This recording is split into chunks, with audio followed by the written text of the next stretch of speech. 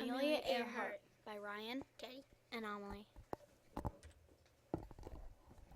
References: Childhood, Family, and Education.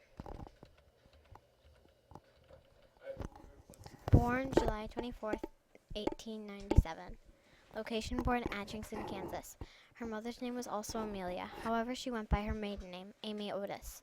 Her father's name was Edward Earhart. He was addicted to alcohol. Her parents struggled to keep together due to his alcohol abuse.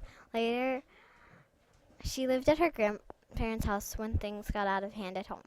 Later in life, her father found a way to stop smoking, and her parents started to get along with each other. After her grandparents died, her family moved into her dad's house where money and food was scarce. More about Amelia's education.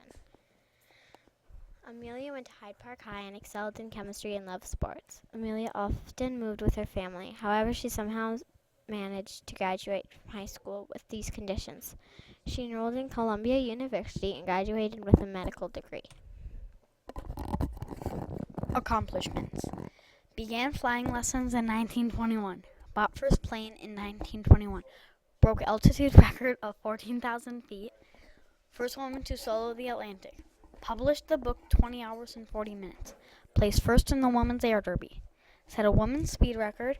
Set a new altitude record of 18,415 feet. Began flight around the world. First woman to fly coast to coast.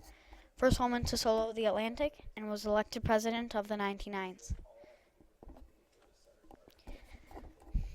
More accomplishments: set another woman's speed record.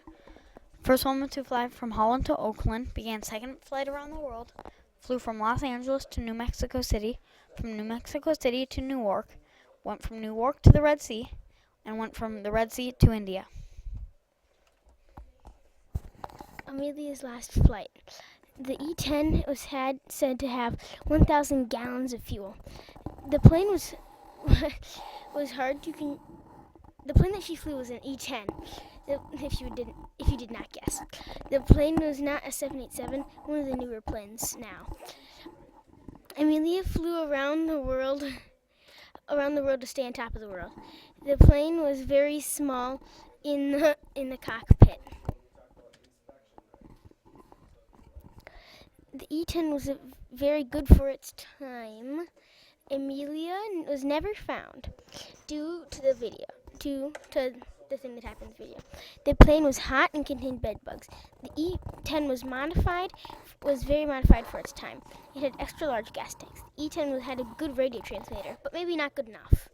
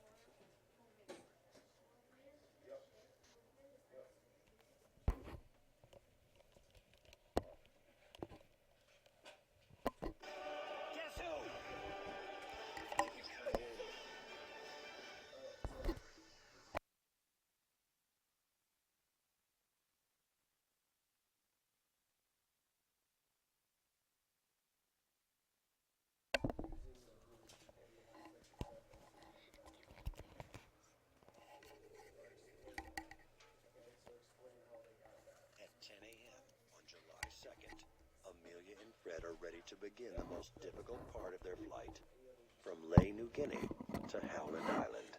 This grainy film records the last time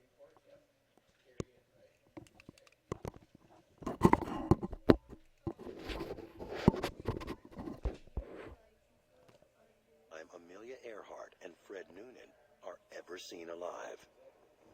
But the footage may reveal something else. Serious damage to their plane, unknown until recently. This is the takeoff from Lae, New Guinea, and it contains an important clue. Photo analyst Jeff Glickman discovered it when he took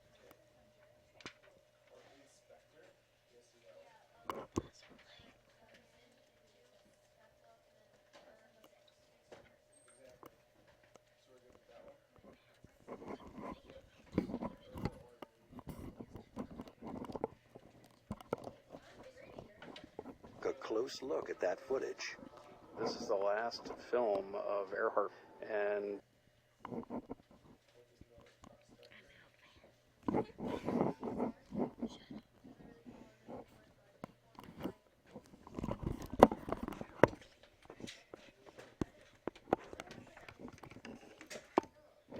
as the takeoff roll starts here, you see a puff of smoke right there.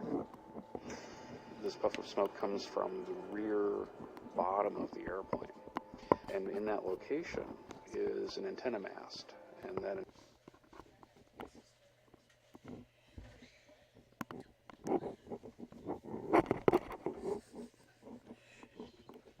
antenna mast appears to have snapped off. That mast supports the Electra's main receiving antenna, strung along the belly of the plane.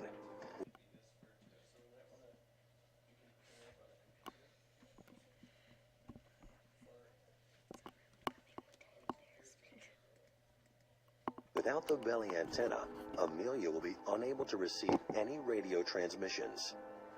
She doesn't know it yet, but she's cut off from the outside world.